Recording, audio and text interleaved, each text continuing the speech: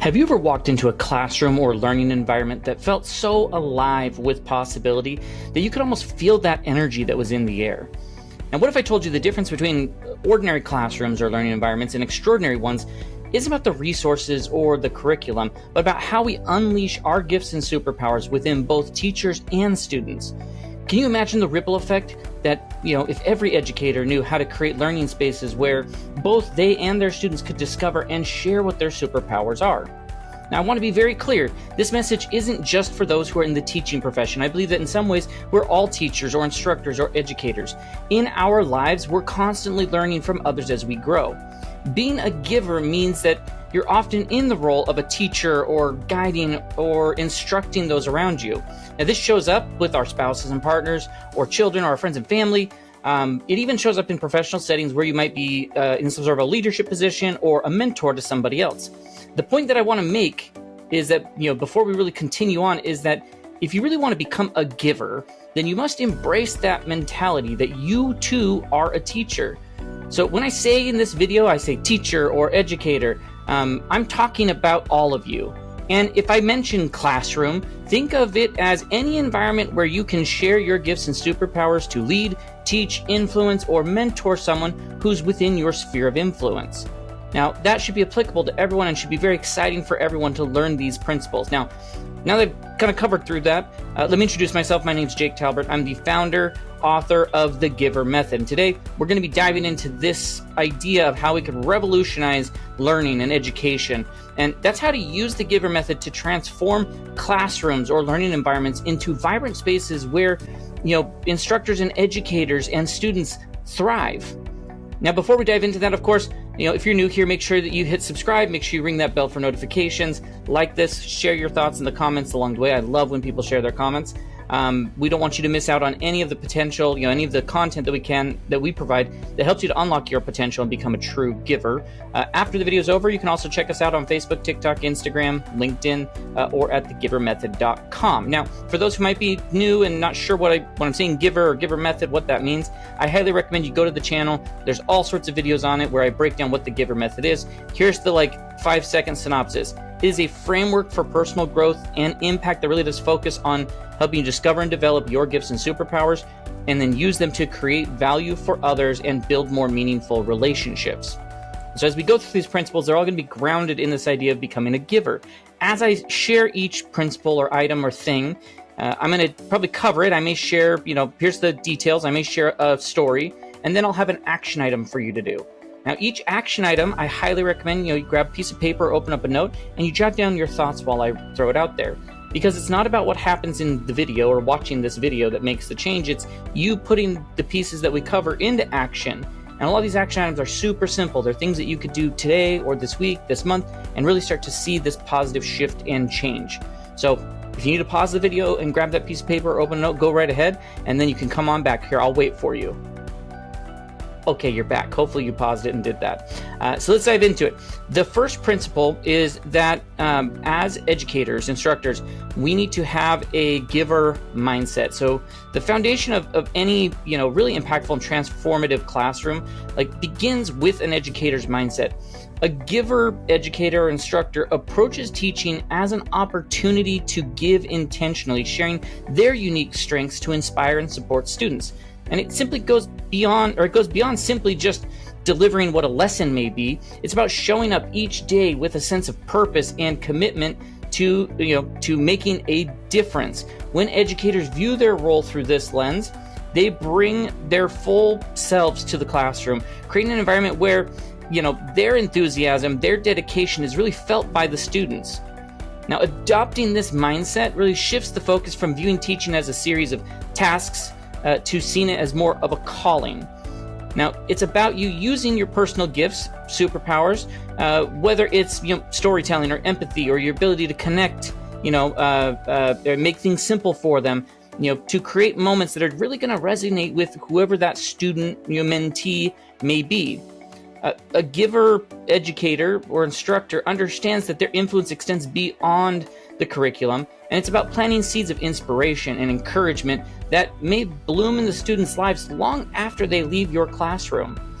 hopefully you can think back to people both when you were in school or since you've been out of school, that people in your life that you've looked to who have taught you that took this on, that you saw it as a calling, and that you could say, oh my gosh, I can see exactly what Jake's talking about here. I've had plenty of those teachers. I could name off many of them where, they made such an impact in my life, and it, I continue to see how it shows up, and I've even written about some of them in my book. So the action item here that I recommend that you write out is that you spend 1 week documenting moments when you feel the most energized and effective in your teaching. What gifts are you using in these moments, or could you use in these moments? How could you incorporate these strengths more intentionally into your daily practice, into how it is that you are instructing, leading, teaching, mentoring? Now, the second principle is going to be creating a safe space for discovery, because a really impactful and transformative learning environment needs to feel safe for both sharing and experimenting with new ideas. For students to fully engage, they need to trust that their ideas or contributions will be valued, even if they aren't perfect. And so creating an environment, means establishing a space where mistakes are reframed as essential parts of the learning process. It's about encouraging students to try, fail, try again, and knowing that their growth is the primary goal. For educators, this principle means modeling vulnerability or openness, showing students that everyone, including the teachers, has room for growth and learning. And by embracing and sharing their own mistakes, educators create an atmosphere where students feel comfortable experimenting, knowing that the classroom is a space for exploration and not judgment. And this kind of environment, it nurtures resilience and confidence and growth mindset in the students, allowing them to explore their own gifts without fear.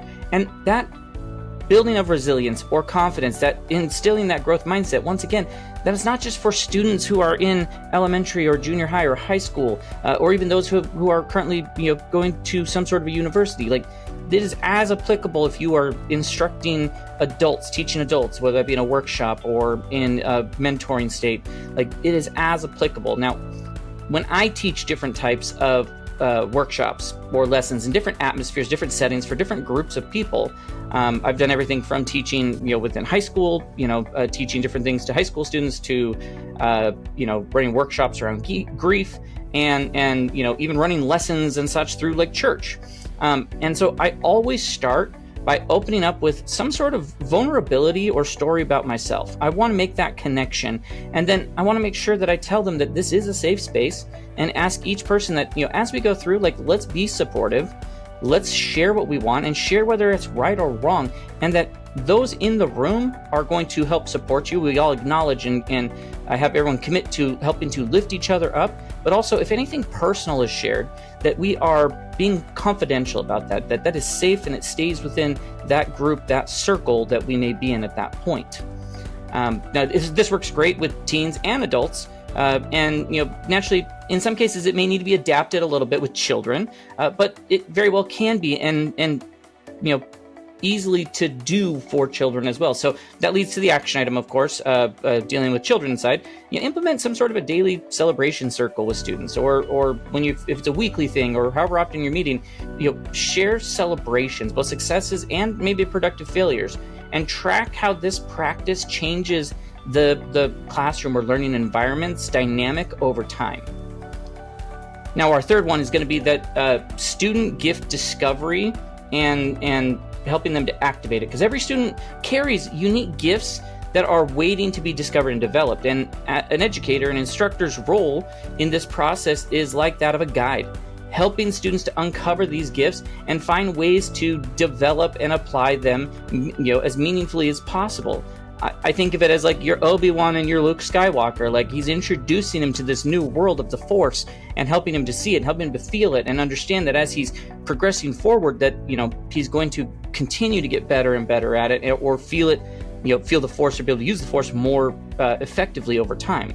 Now, this principle that we're covering here, it emphasizes the importance of looking beyond just traditional academic strengths, such as test scores or reading ability, and identifies qualities like we're looking at creativity or empathy, leadership, problem-solving skills. Activating a student's gifts requires that instructors to create opportunities for students to explore different subjects or activities and challenges that will resonate with their interests and their abilities. It's about being really observant and intentional, helping each student find what are they naturally excelling at, and then offering pathways for them to really refine and apply whatever their strengths may be. Then, students see their unique contribution being valued, their engagement, their confidence grows, leading to, deeper and more profound learning experiences. And so an action item here would be to create like a gift discovery journal portfolio for kids or for adults, some sort of a system where students can document and reflect the moments where they felt the most engaged, the most successful, or when they were helping others. Now, the fourth one, it starts to build into this idea of building learning communities, because education thrives when it's built on the foundation of some sort of a community. In a classroom, or whatever the environment may be, any one of them that embraces the principle of learning, it's not just a solo journey, but a very collaborative experience. And a GIVER educator fosters an environment where students learn from each other as much as they do from their teachers. This approach really recognizes that every student brings something valuable to the table. And when they see these strengths are shared, they amplify the overall learning experience. So building a learning community means encouraging collaboration and mutual support. It involves creating group projects or peer, mentoring, different opportunities along those lines, maybe collaborative discussions where the students can share their insights and help each other grow. When students feel that they're a part of a supportive network, they're way more likely to take ownership of their own learning and contribute, and contribute positively to the classroom environment. It really does teach them the importance of teamwork and the power of collective growth. At the same time, there are so many times when you're in that type of a atmosphere, a group project, peer mentoring, a collaborative discussion, that you may say something, someone else may say something, and it pops into someone else's head, like, oh my gosh, I hadn't even thought of it that way. This is why through day-to-day work that I do with small businesses, we have a group program that we do. And it's great because people come on to ask questions, and we'll help them to speed up the progress that they have with it. Now, at the same time, there are people who attend just so they can be on a fly on the wall, so they can help support and give ideas. Or as they're listening, they're like, oh my gosh, I hadn't even thought of that, but because so-and-so brought it up, now I know what I need to be looking at or thinking about. And so it's really a great environment to create this sort of an atmosphere. Now, the action item here is going to be to design some sort of a strength sharing system where students regularly teach mini lessons in areas where they excel at, helping them recognize and value their unique contributions. That can be done in a traditional classroom. It can also be done in maybe less traditional. I see it happen when I go to different events or mastermind groups, and one in particular where the guy who runs it, his name is Gio, and he puts together where he wants people to do these 5-minute what he calls cheat codes talks, where it's like, what's your cheat code? What's your thing? What's that? If you had 5 minutes to share that you could just get up and share without any, with little notice. And it's amazing to hear how people get up and share these strengths that they've had, these strengths they've developed, these personal things, as well as business related aspects that people could do to improve themselves. Now, our fifth principle is about real-world connection and impact, because learning, it really does come alive when students can connect it to the real impact it has in their world.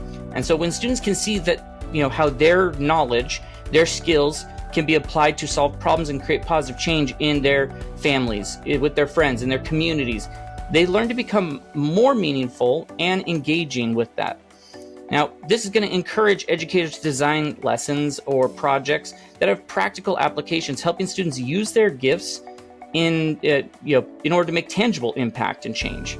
Now, it might involve some sort of a service project or partnerships with some sort of an organization, classroom activities that are going to stimulate real-world challenges by giving students a chance to apply what they've learned in really authentic contexts. You're not only deepening the understanding, but you're empowering those students to see themselves as capable of making a difference. And so this approach is going to help you bridge the gap between theory and practice, making learning extremely relevant and purposeful. And so the action item here is to identify maybe a group, a community that, where there's a need that aligns with the curriculum and design of a project, where your students can apply their learnings to address whatever that problem may be. Our sixth principle is going to be about personalizing learning pathways. Every student learns differently because every student brings different gifts to the table. I see that with I have 3 boys, and I can see very clearly how each of them learns differently. Their path through education is going to be completely different. And so creating personalized learning pathways acknowledges that students, bring diverse gifts and strengths into a classroom, and these need to be taken into account when designing learning experiences.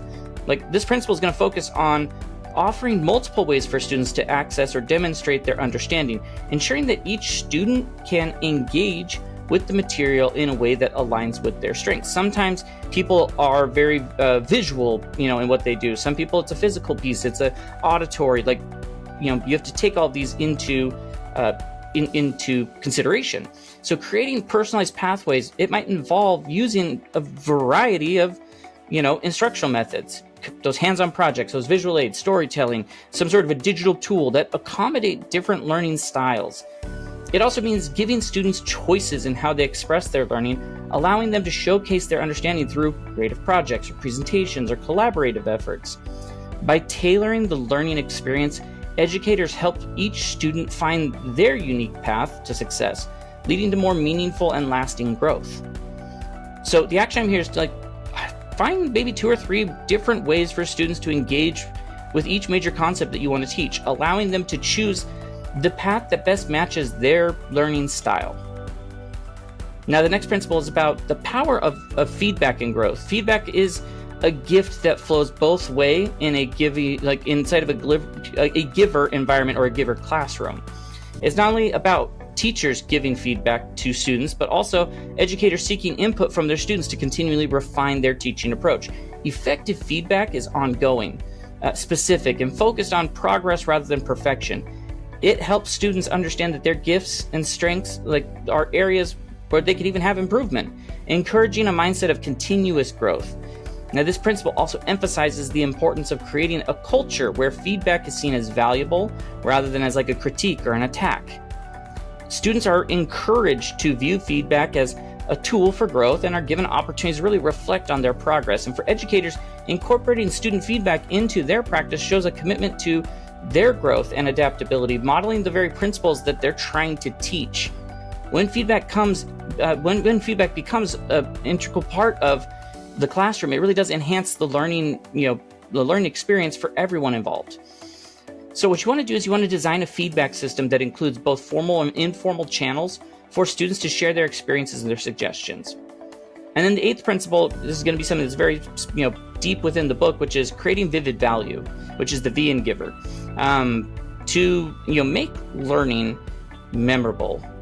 Instructors, educators, whatever environment you may be in, you need to create a vivid and engaging experiences that resonate with students long after they leave that classroom. So this needs to focus on making learning stick by engaging in multiple senses, connecting emotionally, and linking lessons to those real-life scenarios we discussed. When students are emotionally and intellectually engaged, they're going to retain way more information and more effectively understand its relevance into their lives. Creating vivid value might also involve hands-on experiments or interactive storytelling, role-playing activities, or incorporating some sort of art or movement into your lessons. So the goal is to move beyond the traditional lecture formats and create immersive experiences that make learning come alive.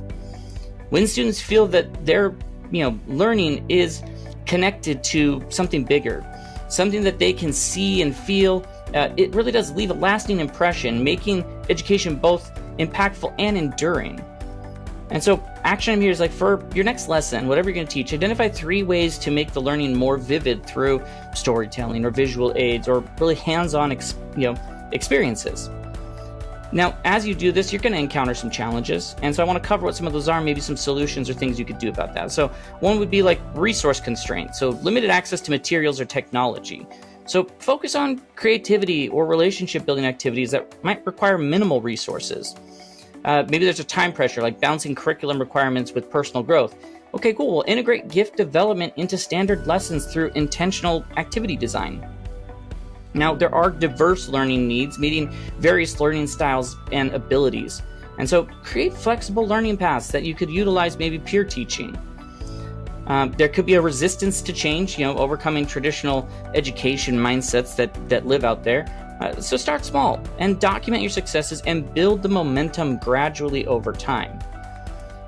Sometimes it's difficult to maintain the energy around it. I know that in any type of teaching that there could be burnout, and avoiding burnout while still being able to give, consistently. And so practice sustainable giving through, setting boundaries and really focusing on self-care as you do. And of course, student engagement, I know that's a challenge.